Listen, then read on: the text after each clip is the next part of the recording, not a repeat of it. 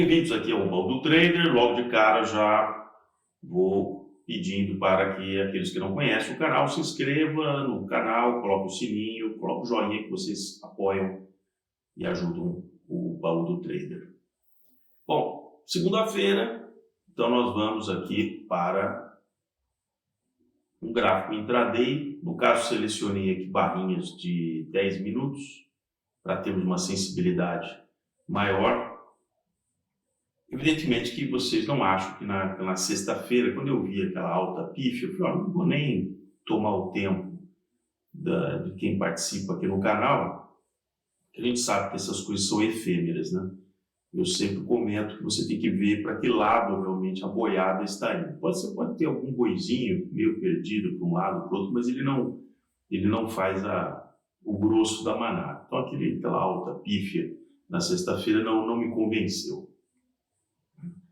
Então vejam, logo no início do pregão, aquele padrão que se repete, veja essas 3 barrinhas aqui, uma forçação para baixo, quer dizer, de cara o mercado abre e os robôs começam a empurrar os preços para baixo para fazer um teste, né? Passado realmente alguns minutos, há um contragolpe, né? Porque outros algoritmos dizem, olha, isso aqui acho que deu ponto de compra, forçou aqui, nós estamos nos aproximando dos 125 mil pontos, então esses testes vão ser mais intensos, né? E ele tenta voltar pelo menos ao patamar do início do pregão ou do fechamento da sexta-feira. Ele não consegue, mergulha de novo com o patamar, veja, de novo outro teste, vem mais para baixo. De novo aqui um contragolpe, né, tentando recuperar, voltando ligeiramente no mesmo nível da tentativa anterior. Mas aí não encontra mais suporte e ele vem caindo por um bom tempo. Tenta esboçar uma recuperação muito tênue, afunda de novo. Lembre-se sempre que eu comento com vocês, como vocês vão percebendo a perda dos pontos de mínimo. Veja aqui, ó, tivemos um mínimo aqui logo na abertura, certo? Isso aqui em função matemática a gente chama de mínimo local, né? Então localmente temos um mínimo. Depois você tem outro mínimo local, veja, abaixo do primeiro. Depois você vem para mais o terceiro mínimo. Aí você tem mais este. E veja, aqui na fase praticamente indo aí para quase a última 2 horas antes do fechamento, houve uma tentativa bem forte de testar os 125 mil pontos e, como é uma barreira psicológica muito importante, aí ele vem num processo de recuperação, fica no meio do caminho, se a gente pegar a magnitude de toda essa última queda aqui, ele compensou metade disso, né? Se nós olharmos então no gráfico diário, aquele canal, veja que eu havia desenhado aqui, ó, aquele canal ele vazou a parte inferior do canal. Eu não corrijo isso aqui só para me lembrar de que havia uma taxa de queda desde o início de janeiro que vinha nessa proporção. Isso aqui é a derivada da queda. E isso aqui se intensificou. Então eu quero ver agora aonde que nós vamos, se isso aqui, veja que essa inclinação, essa última inclinação é bem a derivada aumentou, né? A queda, e vazou a parte inferior do canal. Então tudo indica, o mês está terminando, ninguém vai tentar recuperar o Ibovespa depois de mais de 5% de queda, restam poucos pregões até o final do mês. Temos a reunião do Copom exatamente nos dias 30 e 31 de janeiro, então o mercado vai ficar extremamente tenso. Aí vejam aquilo que eu já comento com vocês em outras oportunidades. O mercado secundário, em geral, está apenas se observando o preço. O cara opera preço. É isso que faz a alegria dos day traders, né? Ele só sabe operar preço. Ele não está sabendo o que O que ele está fazendo? Então, ele está operando o preço. Né? Não tem uma lógica econômica. Né? Ele nem quer entender isso. Ele acha que o robozinho dele, o algoritmo dele, o estudo ali e tal, indicou ali que ele tem que comprar, tem que vender e tal. Né? O problema é o custo disso todo dia, né? A menos aquele pessoal, se eu fosse um bom, né, day trader, eu estaria de férias. Porque é claro que em janeiro eu só perderia dinheiro. Né? Ou eu compraria aí uma put do Bova 11, que eu sempre disse para vocês que as puts estavam baratinhas, e sairia de férias por um mês. Mas se você ficar insistindo, né, você só vai perdendo dinheiro todo dia. Porque no mercado secundário você só visa preço. Mas aí tem uma outra característica, que é o fato de que as informações, a percepção das pessoas é muito seletiva. E principalmente no mercado, quando ela é parte interessada, ela não é isento. Está operando e não é um cara isento. Para tomar, o que a gente chama na sociologia, olhar distanciado. Um olhar distanciado do que está acontecendo. Então, por isso que eu não me apaixono por esse movimento, não me apaixono por matéria de jornal, aquele pessoal que aparece assim, com os bracinhos assim, falando, não, nós vamos aqui, não me convence. Né? Mas olha, hoje eu vi no jornal, por volta ali do meio do dia, saiu no jornal naquele quadro econômico, né? Bovespa embaixo, dólar em alta, aproxima de R$5, questão fiscal, faz 2 meses que eu falo isso, questão fiscal, então assim, o mercado ele é míope, ele assim, parece o Mr. Magoo, para quem é mais antigo sabe o que é o Mr. Magoo, ele só enxerga o que ele quer. É claro que a questão fiscal já estava dada há 2 meses, só que quando tem um rally e você vai aproveitar para pegar sardinhas, o cara finge que não existe questão fiscal. Agora que realmente tem uma realização, porque, pô, olha aí, aquele movimento, né, olha isso aqui, ó, né, voltando aqui no gráfico diário, olha, é muito dinheiro aqui, ó, de preço, né, ó, já está aqui, ó, vocês já perceberam? Isso aqui nós estamos aqui, eu vou reduzir um pouco aqui olha aqui, ó, 1/3 do movimento já foi para o espaço. 1/3 da alta, se a gente pegar daqui, bem no início de novembro até aqui, se você analisar, ó, 1/3 já foi consumido, né? E se fechou, né, aquele último respiro aqui de dezembro, né? Tanto é que no meu caderninho aqui, quando você volta, vamos fazer aquela análise naquelas janelas de observação. O mês até o momento está em menos 5,12% negativo, ou desculpa, menos 5,65%, né? Foi se aprofundando, então, no mês. Né? Só que, você se lembra, por exemplo, que bem alguns dias atrás, naquele dia que a Bolsa havia caído menos 0,60%, eu fiz o mesmo cálculo aqui, em janeiro estava em menos 4,22%. Veja o efeito da janela. Só que naquele dia, quando olhávamos um mês para trás, o Ibovespa estava apenas menos 1,29% negativo. E acumulado em um ano, 15,33% em alta, em 12 meses.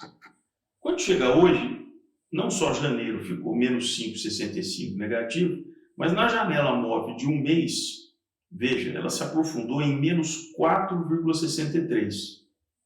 Por quê? Porque ela vai pegando exatamente o final do ano, voltando aqui, ele está pegando aqui, ó. Então, quando você compara o fechamento de hoje e joga um mês para trás, você começa a pegar exatamente um ponto do fechamento do ano maior, então está chegando perto do menos 5,65%, né? As coisas se aproximam. E quando a gente vê em um ano, olha só, hoje acumulado em um ano, o Ibovespa acumula alta de 13%, a janela de um ano. E lembra que eu falava para vocês do CDI? Pois é, agora nós estamos praticamente empatados, porque eu fiz a conta de novo, em 12 meses o CDI está em 12,87. Se pegarmos exatamente há um ano atrás, até o momento daria 12,87. Então basta mais um dia, né? Chegou perto. Na quinta-feira eu havia dito que se na sexta-feira tivesse outra queda de 1%, né, ele teria ficado abaixo do CDI. Então isso vai ser inevitável. Né? Por isso que acabou o dinheiro novo que vai entrar na Bolsa. Ninguém vai botar dinheiro com a faca caindo. Né? Teria que surgir uma notícia nova, notícia boa. E não temos notícias boas. Né? Agora, então, se olha para o fiscal. Mas a questão fiscal nós já sabíamos o que ia acontecer. O presidente já tinha dito que é gastar, gastar, gastar. Hoje mesmo ele diz assim, agora não tem problema, dinheiro não é problema. Dinheiro não é problema. Agora tem dinheiro, vocês podem gastar. Ele disse isso aí no encontro com o ministro, pode gastar. Vamos pegar um dinheiro lá do BNDES, agora vocês podem gastar. Então, assim, está dado o que vai acontecer esse ano. Está dado. Cada número, que bimestre contra bimestre, que não for se atingindo a receita, né, simplesmente vai se dizer, não, eu vou continuar gastando. Não, você vai cortar. Não vou cortar. Então está dado. Você tem dúvidas sobre isso? Não tem dúvida? Então só tem os puristas que ficam achando, sabe, que dá para você discutir. Não tem certas pessoas, tem certos tipos de coisas, que não adianta você perder tempo discutindo. Né? Porque aquilo é uma seita. Né? O cara acredita naquela seita. E eu vivi, por exemplo, no final dos anos 90, um monte de gente zerando carteiras, porque achava que ia ter o fim do mundo. Não, na virada do século, ia ser o fim do mundo. Um monte de gurus diziam que ia ter o fim do mundo. O cara, quem é que ia convencer daquilo? Então, vira uma seita. Né? Então, é o que tínhamos para hoje. Vamos observar com muita atenção, porque se esse rompimento, a parte inferior desse canal que eu mostrei aqui para vocês, ó, se isso se aprofundar, e veja, ele está chegando numa zona de congestionamento aqui, né, que é exatamente nessa faixa dos 125 mil pontos, toda zona de congestionamento lateral, se você tem uma força de resistência para esse movimento, você veja que ele havia arrancado, ficou meio lateral e depois ele arrancou de novo. Todo movimento lateral, seja para subir ou seja para ser rompido, também tem uma força que tenta se conter ali. Agora, haverá realmente um movimento meio lateral em torno ali dos 125 mil pontos. Agora, se isso vazar abruptamente, o piso disso será bem lá embaixo. Será que ele vaza direto 10 mil pontos. 10 mil pontos, tudo direto é assim. Bastaria o que desceu nessa taxa em janeiro, em fevereiro a gente pode ter o dobro de queda. Então, se a bolsa fechasse o mês, que eu quero dizer, com 5%, vamos arredondar aqui para 5% de queda, poderíamos ter fevereiro com 10% de queda. E fevereiro é aquele mês problemático, apesar desse ano ser um ano que tem um dia a mais, mas nós temos o carnaval, aquela coisa toda, então é um mês problemático. Né? E nada vai se resolver. Só que aí vai ter passado 2 meses, e aí no começo de março tem o relatório do orçado versus o realizado dos 2 primeiros meses. E aí vai ser realmente um desastre, porque nós estamos perdendo tempo. Né? Quanto mais se joga essa suspeita da não credibilidade do governo, mais o investimento privado se retrai. Então nós podemos ter uma gigantesca boca de jacaré, como se diz. O consumo não vai suportar ficar continuamente, isso já foi tentado naquele período da presidenta, né? Esse dinheiro acaba, não gera riqueza, ele acaba gerando pressão por inflação e endividamento das pessoas, né? E aí, em algum momento, com as pessoas muito endividadas e tal, quando os produtores de bens semiduráveis, por exemplo, percebem que já não vai ter mais demanda, porque as pessoas já não conseguem mais comprar, aí simplesmente eles começam a demitir, que foi o que aconteceu ali em 2014, 2015. Vejam que saíram dados aí nos últimos dias, o cara recebendo Bolsa Família, ele está usando parte do dinheiro para fazer apostas online. Veja que maravilha. Veja o que é chegar ao dinheiro fácil, sem compromisso, né? Claro que ele está fazendo um monte de bicos ali na região dele, no bairro dele. Se você perguntar ao cidadão, você está procurando emprego? Estou no senhor, estou no senhor. O senhor está trabalhando? Não, não estou no senhor. Estou no senhor, estou na boa, aqui eu não estou fazendo nada e tal. Mentira. O cara é dissimulado, tá certo? O cara está ali fazendo os bicos dele, ou ele trabalha para alguém, pede para não ser registrado. Mas se você perguntar, ele fala assim, não, estou de boa aqui. E está lá gastando 100 contos por mês em aposta online, por exemplo. Né? Então vamos bater na parede, pode ter certeza que nós vamos bater na parede. Né? E a contabilidade criativa só aumenta. Né?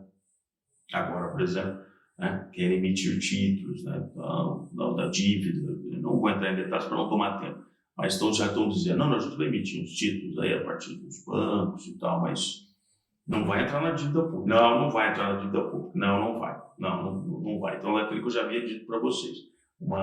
Simplesmente uma descorrelação com a realidade. Eles vão negar a realidade, vai aparecer o IBGE, fazer outros cálculos. Vocês viram aquele papo da Taylor Swift, que melhorou muito o consumo de serviço? Balela, entendeu? Balela, um negócio desse, sabe? É risível um negócio desse. Dizer que os shows da Taylor Swift influenciaram positivamente, né? Cara, sinceramente, para com isso, entendeu? Né? Então é isso aí. Fiquem atentos nesse final de janeiro, porque tem muita coisa ainda para acontecer. Um abraço e não se esqueçam de colocar o sininho aí para receber os próximos vídeos aqui do Baldo Preto.